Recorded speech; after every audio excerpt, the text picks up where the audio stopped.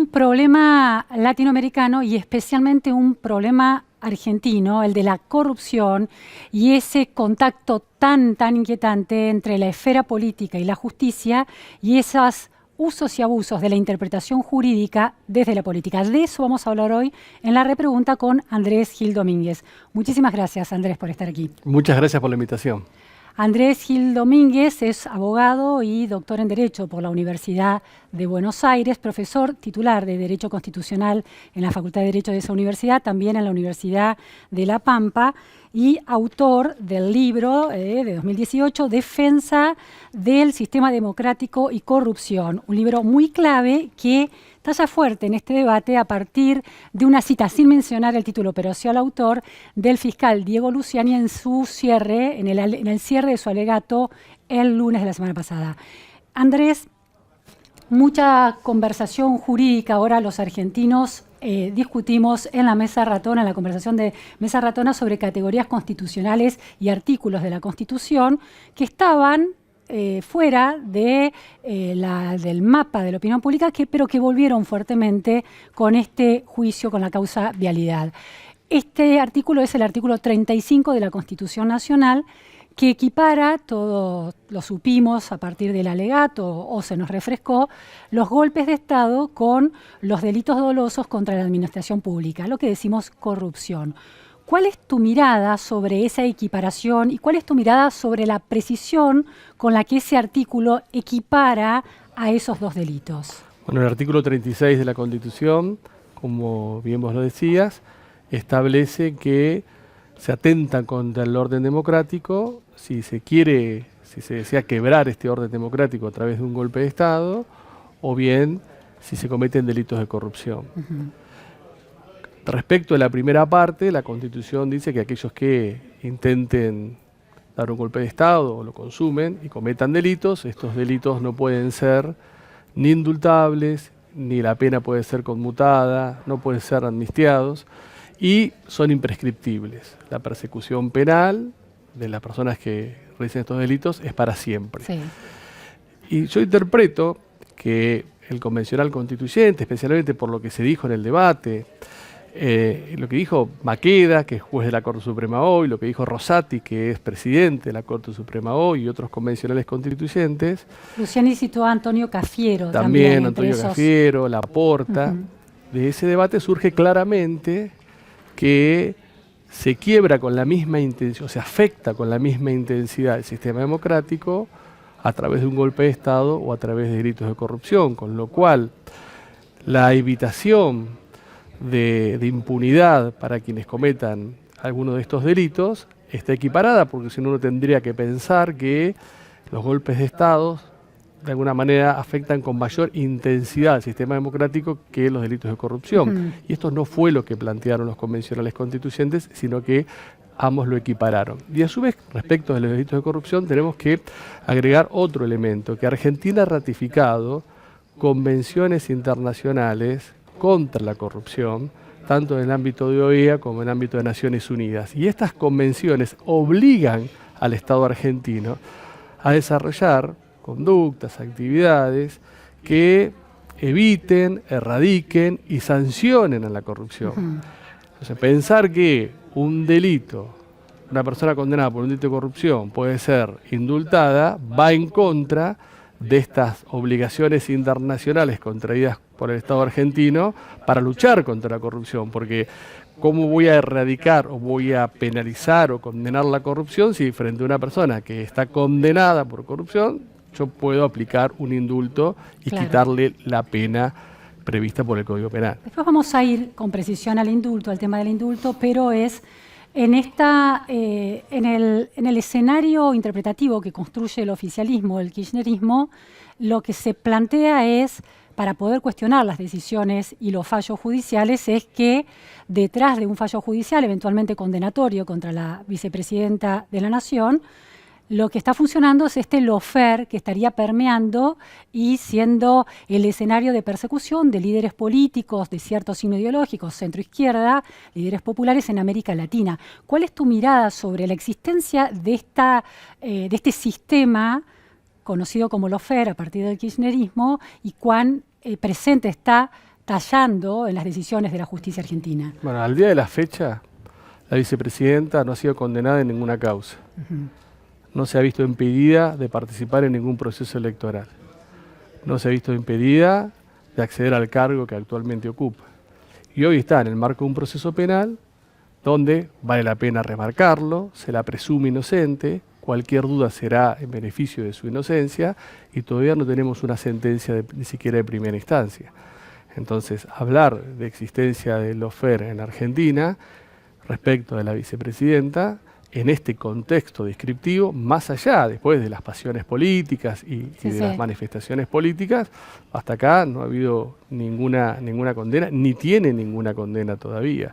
O sea, me parece que puede ser una herramienta dentro del ámbito de la manifestación política o de argumentos políticos, pero que jurídicamente no se condice con la existencia de un sistema de persecución y condena de la vicepresidenta. Ha sido sobreseída en varias causas. En una causa ha sido sobreseída con una audiencia fuera de código, que para mí era posible. ¿Cuál es esta causa? Otesur, que ahora porque está no hubo juicio oral. No hubo juicio oral, con una audiencia fuera de código, porque no estaba prevista el código, pero se pidió una audiencia, esa audiencia se tramitó y sobre esa base se la sobredesiguió el tribunal antes de ir a juicio oral y público. Entonces, eso es irregular. No es irregular, para mí no es irregular, porque eso fue en su momento motivo de debate, para mí no es irregular una audiencia fuera de código, pero más allá de esto, una audiencia fuera de código que sobresee al imputado no es irregular.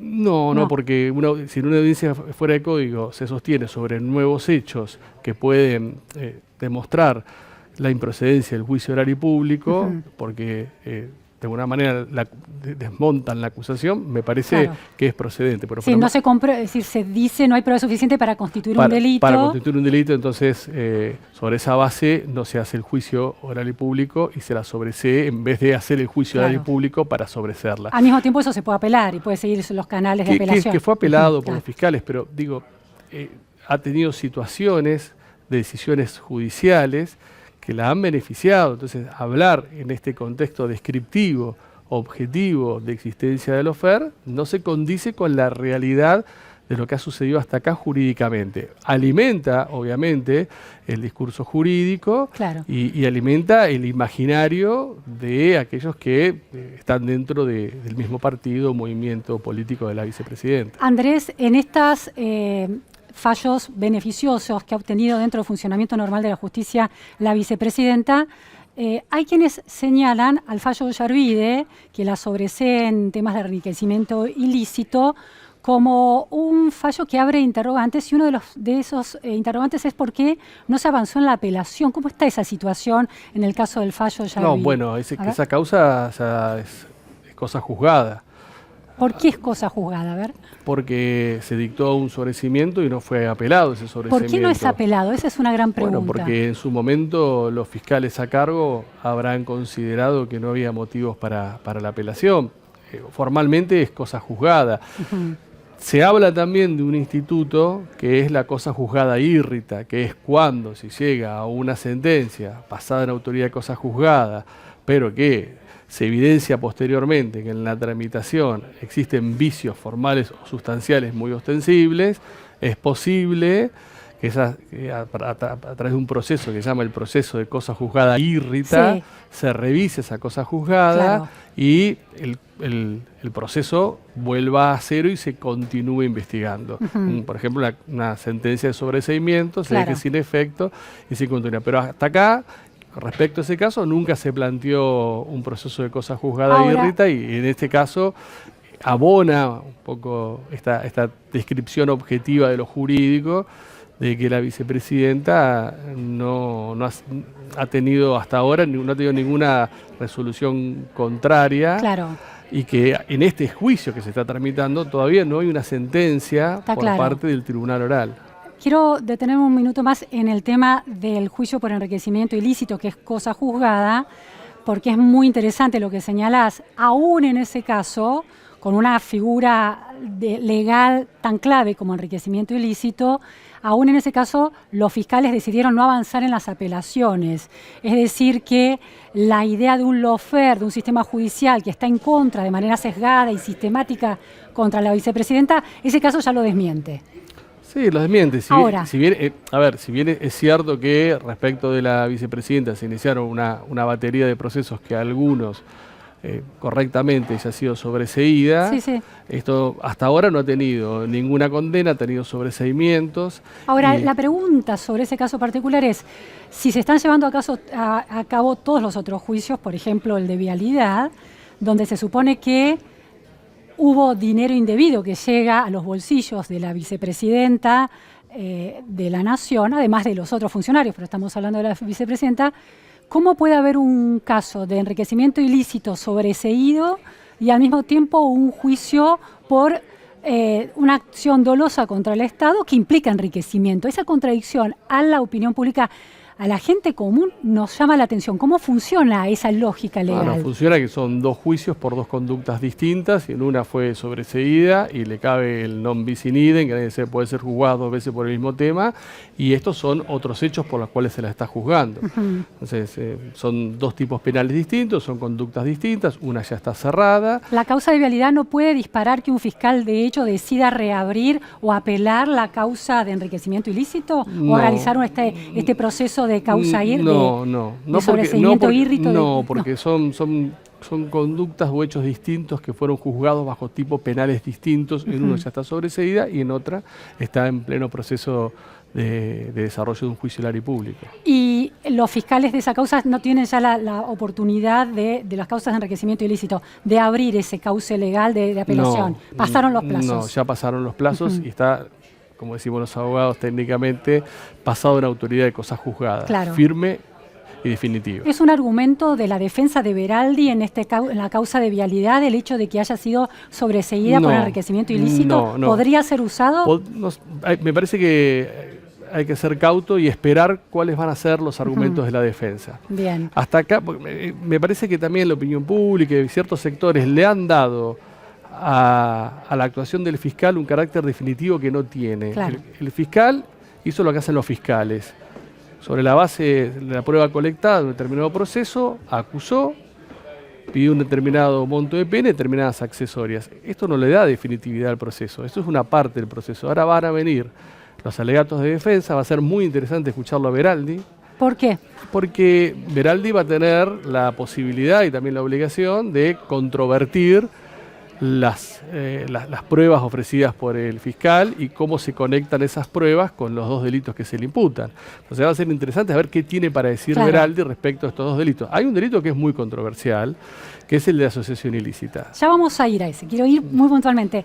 La persuasión parece ser un tema que el fiscal Diego Luciani tuvo muy en cuenta, no solamente el andamiaje jurídico técnico, que pareció quedar a un costado, por lo menos en la espectacularidad de su alocución, en la contundencia, digamos, de su alocución, parecía un alegato muy enfocado en persuadir a la opinión pública cuánto pesa en la decisión de jueces en un sistema judicial esa capacidad de persuasión de un fiscal y eventualmente de un defensor si Beraldi logra un despliegue semejante.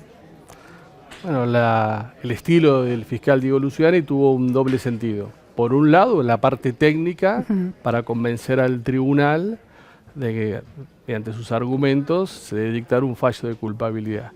Y con una parte más política, para explicar estas cuestiones tan técnicas, tan opacas a veces, a una opinión pública que lo estaba escuchando. Me parece que ese fue el estilo que utilizó Luciani. ¿A la opinión pública o a los jueces? ¿Cuánto influyen los jueces esa narrativa, que es una narrativa importante en este punto? No creo que influya mucho en los jueces, porque los jueces tienen que resolver sobre la base de consideraciones probatorias y su adecuación a cuestiones jurídicas técnicas, no sobre una persuasión política. Me parece que lo que hizo Luciani en esta doble forma de manifestarse fue, por un lado, hablarle al tribunal de la perspectiva técnica y, por otro lado, hablarle a la opinión pública para que entendiese lo que estaba pasando y por qué llegaba a la conclusión de una acusación. Solo por eso, porque aquí vuelvo al artículo 36 de la Constitución Nacional, que equipara la gravedad institucional, como bien explicabas, del golpe de Estado y de los delitos dolosos contra la administración pública, los delitos de corrupción. Y la pregunta es esta. Para los juicios hemos aprendido por la historia dura, historia política de la Argentina, dramática, que los golpes de Estado y la violación de derechos humanos en esas circunstancias son delitos de lesa humanidad.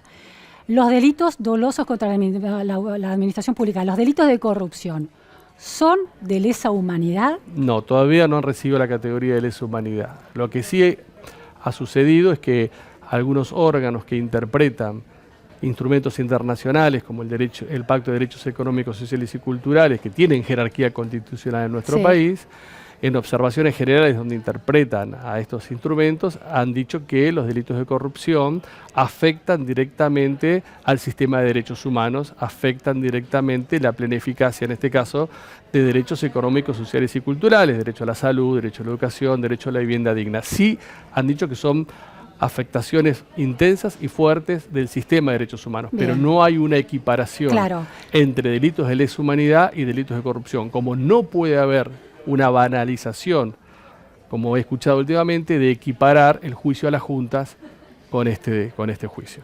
Vamos llegando a ese terreno. Volviendo a la argumentación del fiscal Luciani, en esta idea de que lo técnico para los jueces y la argumentación más política para la opinión pública no puede haber detrás de la insistencia que pone Luciani en la vinculación de las cuestiones técnicas y de este delito con la violación de derechos humanos sociales, por ejemplo, todo lo que se le privó a la ciudadanía de recibir en materia de infraestructura para salir de la pobreza, etcétera, que Luciani subraya mucho una voluntad de subrayar el carácter violatorio de derechos humanos de los delitos de corrupción. Bueno, esos fueron los aspectos centrales. Pero por eso no hay como, de alguna manera, un mensaje que dice, no está la categoría de lesa humanidad en juego, pero la gravedad del daño a los derechos humanos es considerable.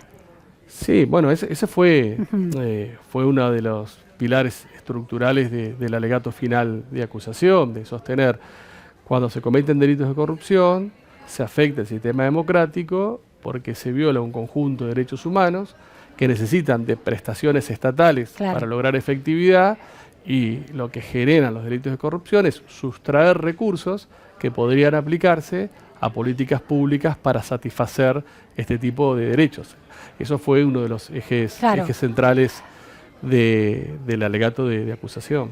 Ese artículo 36 y esa equiparación de golpe con corrupción y de la gravedad de esos delitos dañando derechos humanos de distinta manera, pero las dos gravemente, nos retrotrae a esas épocas del regreso de la democracia, cuando se tiene que juzgar, ¿no?, a los responsables de la dictadura y del daño a los derechos humanos en ese periodo.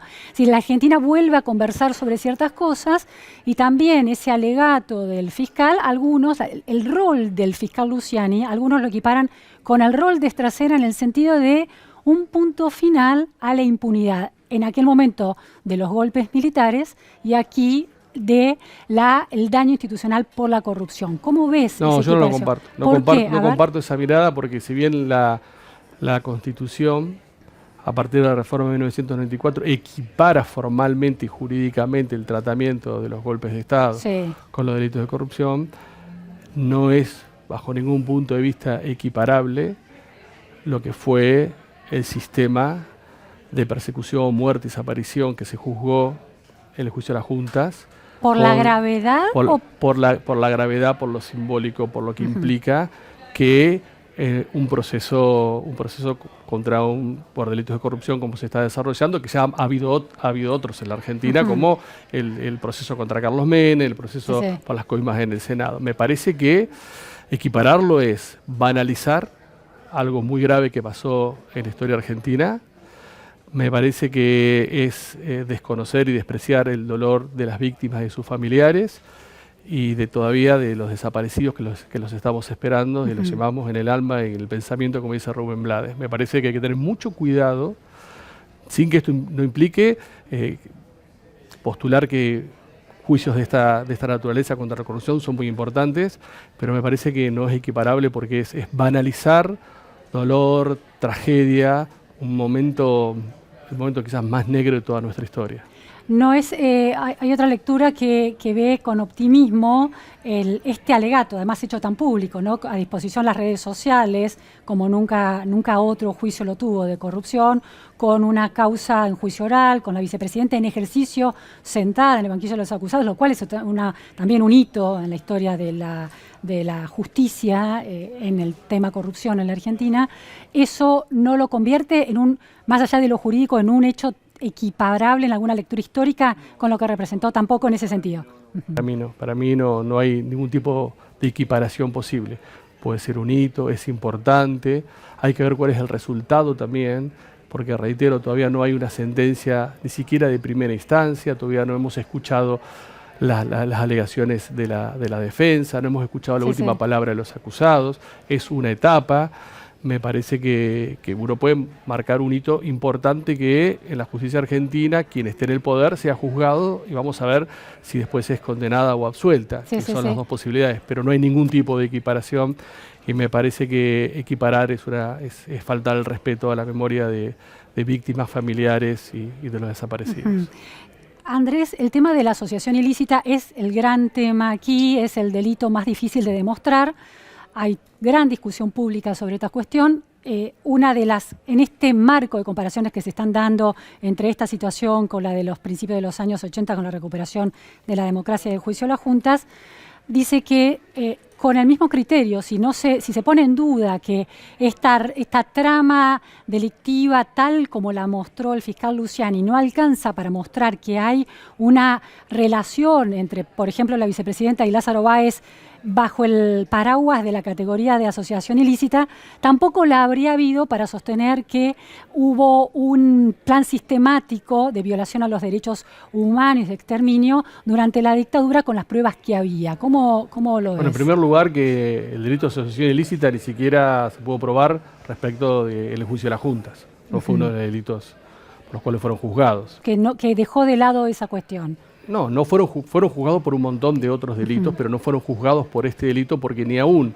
en ese plan organizado y criminal se lo pudo encuadrar en asociación ilícita. En segundo lugar, el tipo penal de asociación ilícita ya viene siendo muy discutido dentro de la doctrina penal y constitucional sobre su validez constitucional por cómo está redactado. Y el problema que tiene, y que es muy controversial, es que el fiscal Luciani arma el plan criminal. Es decir, ¿qué es la asociación ilícita? Una banda de 3 o más personas con un jefe o jefa, organizadores, que se juntan en la clandestinidad para cometer delitos. Cualquier tipo de delitos. Eso es la idea de la asociación ilícita. En el plan criminal que plantea Luciani, este plan criminal está de alguna manera integrado y queda comprobado por leyes del Congreso, proyectos del Ejecutivo, de proyectos de ley de presupuesto que se convirtieron en leyes votados por oficialistas y opositores, decretos de necesidad de urgencia votados o aprobados por el Congreso, redistribución de partidas presupuestarias dispuestas por jefes de gabinete. Entonces tendrían que estar todos los que participaron en esta supuesta banda, siendo juzgados, no solamente una parte. Entonces tiene una controversia muy potente en temas de la acreditación del tipo penal en este armado que ha hecho Luciani. Distinto es el delito de administración fraudulenta contra el Estado. Eso es distinto porque... ¿Está en juego en esta causa? Están las dos. Por eso están las dos y el fiscal acusó en lo que se llama concurso real, que se toman los dos delitos de manera conjunta y por eso pidió una pena de 12 años junto a la máxima pena que podría haber pedido de 16. Entonces están en juego los dos.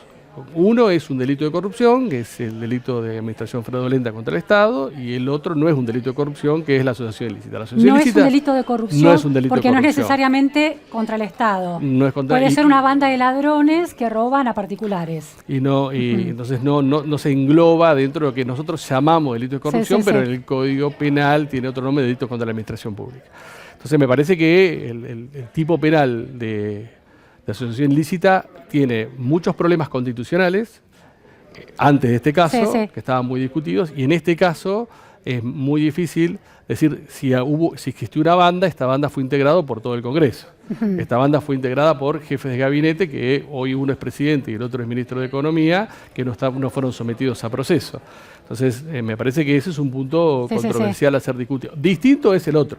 El otro porque sí, ahí se demostró que hubo un direccionamiento, hay que ver si el direccionamiento es legal o ilegal, respecto de Lázaro Báez, no se realizaron todas las obras, se realizaron con sobreprecios. Bueno, eso sí hay una posibilidad de mayor solidez en lo que ha planteado Luciani. Es decir, que en esos dos tipos de delitos que se le imputan a la vicepresidenta, uno tiene más chances de convertirse en indiscutible y de demostrarse, que es el delito contra la administración pública, y el otro es más cuestionable, que es el de asociación ilícita. Sí. El de administración pública, ¿cuánto máximo de prisión contempla? De 2 a 6 años, pero si uno es funcionario público, la accesoria a la principal es inhabilitación perpetua para ejercer cargos públicos. Bien. Pasando al tema del indulto, si no hay si los delitos de corrupción, los de acción dolosa contra el Estado, no son delitos de lesa humanidad, porque aunque el artículo 36, bien explicabas, compara la gravedad del daño contra las instituciones, no equipara en términos de lesa humanidad, sino que vos planteás que son cosas bien distintas por sus niveles de gravedad.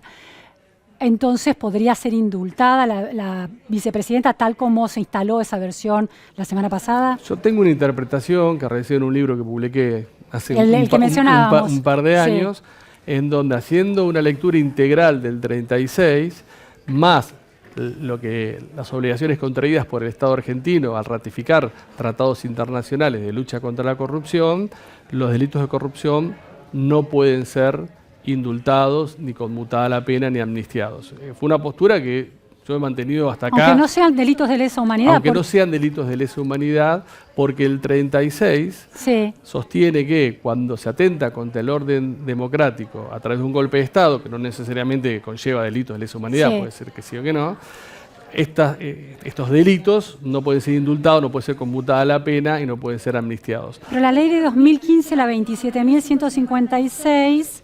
habla de prohibición de indultos, conmutación de penas en delitos de lesa humanidad. Sí, pero la Constitución, en el artículo 36, también prohíbe indultar, conmutar penas, o para mí también amnistiar, lo que son delitos contra el orden constitucional, sin que puedan llegar a ser delitos de lesa humanidad. ¿Por qué nunca hubo un proyecto de ley de Elisa Carrió en 2018 para extender más claramente a través de una ley la imposibilidad de indultar o conmutar pena en el caso también de los delitos de corrupción? ¿Por qué nunca se sancionó una ley que aclarara sin duda eso? Porque ahora está librado a la interpretación. Y eso habría que buscar la respuesta en el ocio rentado que tenemos en los legisladores argentinos en este tema y en otros legisladores y legisladoras. ¿Por conveniencia, quizás por protección? No sé.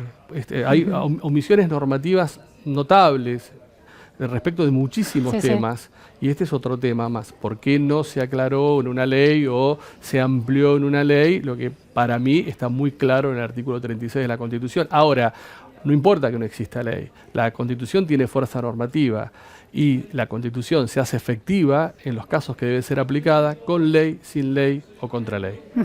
El artículo que regula, el artículo de Constitución que habla del indulto, ¿qué dice específicamente?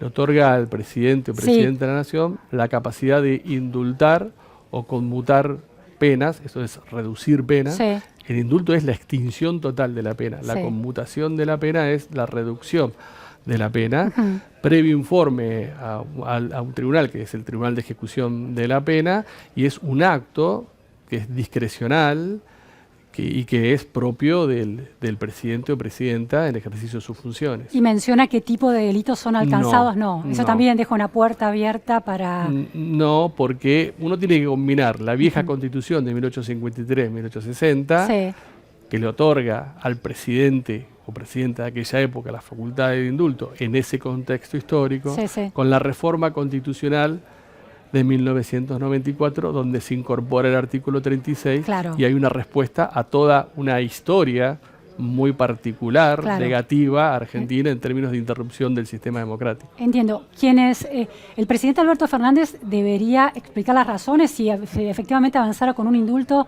debería explicar las razones por la cual podría decidir ese indulto. Sí, bueno, todo acto de gobierno y como toda decisión presidencial tiene que tener un fundamento. ¿Están estipuladas las razones? No, no. Puede dar el fundamento que desee dar. En su momento Carlos Menem dio como fundamento la necesidad de la reconciliación nacional, la paz Pacificación, social, claro, la paz social. La paz social. En el indulto a los excomandantes y a los líderes de las organizaciones terroristas. Sí. En ese momento. Ahora, el kirchnerismo viene cuestionando sostenidamente la decisión del expresidente Mauricio Macri de nombrar a 2 jueces de la Corte en comisión. Esa potestad del expresidente entonces, una potestad que la Constitución y el sistema jurídico habilita para el presidente, ¿es del mismo grado de discrecionalidad que la decisión de indultar? En este sentido, en la medida en que, en ese caso, el Senado tiene que confirmar esa prerrogativa que se da al presidente. En el caso del indulto, ¿el Senado tiene alguna instancia de intervención? No, no tiene ninguna instancia de intervención. ¿Eso lo vuelve todavía más discrecional? Más discrecional y una facultad propia y exclusiva del presidente o presidenta de la Nación. ¿Y tu rechazo a la posibilidad de indultarlo es un indulto en este caso o es a la figura del indulto en general? Porque digo, como constitucionalista, el indulto está dentro de la Constitución y el presidente tiene esa prerrogativa. No, mi rechazo es que no es posible, desde mi lectura integral de la Constitución, que se pueda indultar a personas condenadas o procesadas por delitos de corrupción. Esa es mi lectura integral de la vieja Constitución, que le otorgó la facultad de indultar al presidente o presidenta, y la reforma de 1994 que incorpora el 36, donde inhibe que toda situación que atente contra el sistema democrático, sea un golpe de Estado o un delito de corrupción, pueda ser indultada. Ahora, ¿cuál es la salida a todo esto, ¿no? Supongamos que el juicio avanza y supongamos que la justicia condena a la vicepresidenta y si eso sucede mientras está el presidente Fernández en ejercicio, se avanza con el indulto. Un indulto decidido con otra batería de interpretativa, ¿no? En el mundo del derecho hay pujas de interpretaciones y hay abogados, seguramente Beraldi puede... que quizás lean distinto, conecten puntos distintos y sostengan que el indulto, la ambigüedad del artículo 36, habilita a sostener que el indulto no alcanza a los delitos de corrupción. ¿Cómo se sale? ¿Qué mecanismos otorga la Constitución para dirimir estas cuestiones? ¿El indulto es apelable ante la Corte Suprema? No, el indulto en principio es una facultad que adopta un presidente o presidenta y no es cuestionable ante el Poder Judicial, salvo que sea vinculado a un delito de corrupción y alguien, que tenemos que discutir quién tiene la legitimación para hacerlo, plantee la inconstitucionalidad e inconvencionalidad de ese indulto, porque respecto de los delitos de corrupción no procede. Como en su momento se planteó la inconstitucionalidad, inconvencionalidad de los indultos que otorgó Carlos Menem, porque eran respecto de delitos de lesa humanidad, y el indulto respecto de delitos de lesa humanidad no es constitucionalmente procedente. Andrés, para ir terminando, sos autor de este libro que reflexiona sobre el sistema democrático, el peso del orden constitucional y el impacto que la corrupción tiene en los países, o en la Argentina en particular. Cuando la Constitución ya no da respuestas o cuando los abogados acusadores, los fiscales o los defensores de una figura política cuestionada por corrupción, llevada a juicio por corrupción, pueden esgrimir interpretaciones distintas sobre los mismos instrumentos legales, ¿hay alguna salida que esa esfera judicial constitucional pueda dar o necesariamente obliga a una mejora de la calidad política de aceptación de los límites de la justicia, de los límites que impone la ley?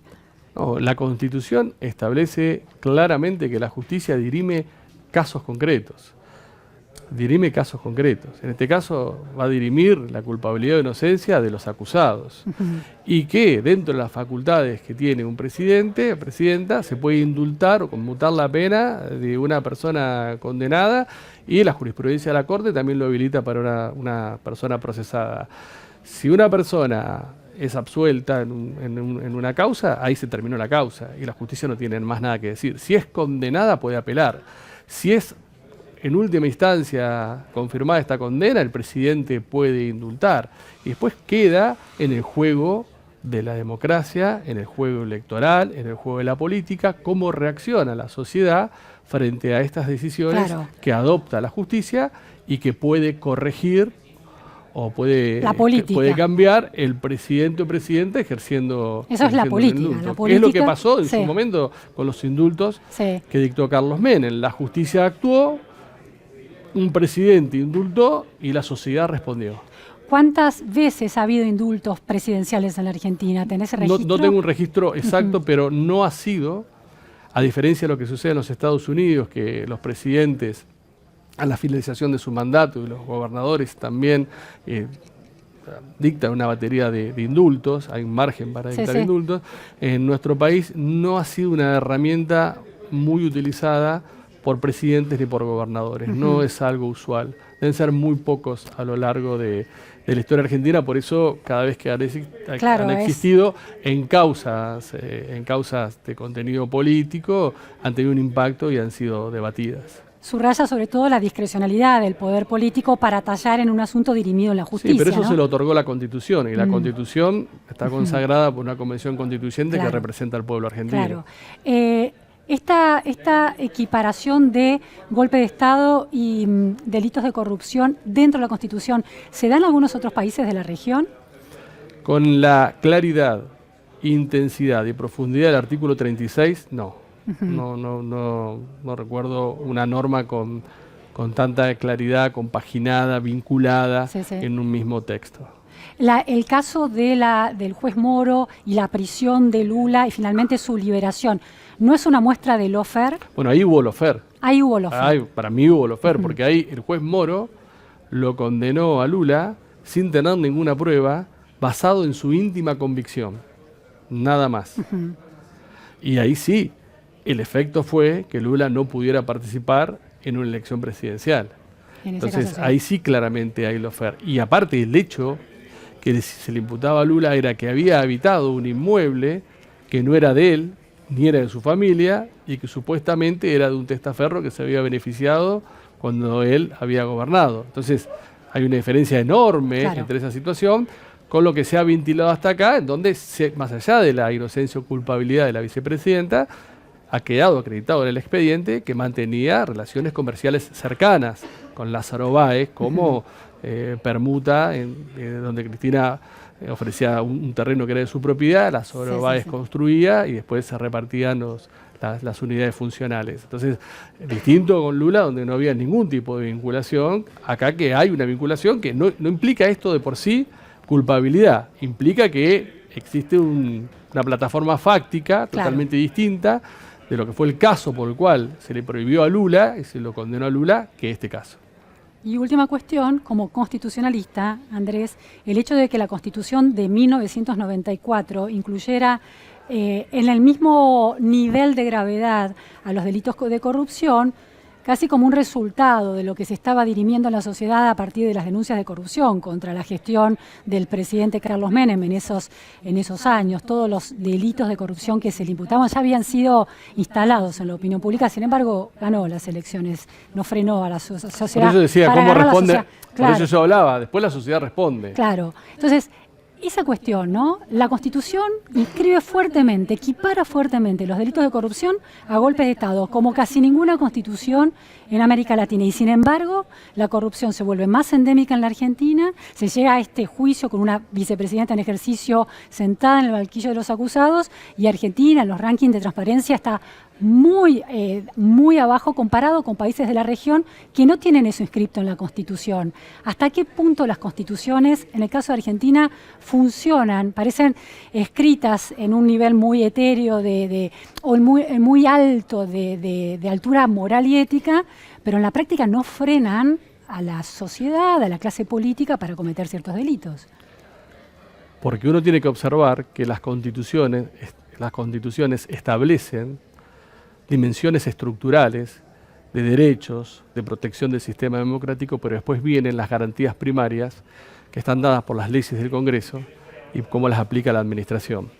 Y si uno analiza del 94 a la fecha, con gobiernos de distinto color, uno va a observar que ninguno se esforzó mucho para dictar normas que se transformen en políticas públicas, que cambien las herramientas hoy normativas de, por ejemplo, la obra pública o los controles sobre la obra pública. Los macristas, la gestión de Cambiemos diría, el expediente electrónico mostraba un grado de transparencia mejor que volver a los papeles, que fue la decisión de este gobierno. Sí, es un buen paso para generar transparencia, pero no se han cambiado las formas de contratación pública ni los controles sobre la contratación pública, y no lo ha hecho ningún gobierno. Entonces me parece que la respuesta uno la tiene que ver en una constitución que, reitero, tiene fuerza normativa.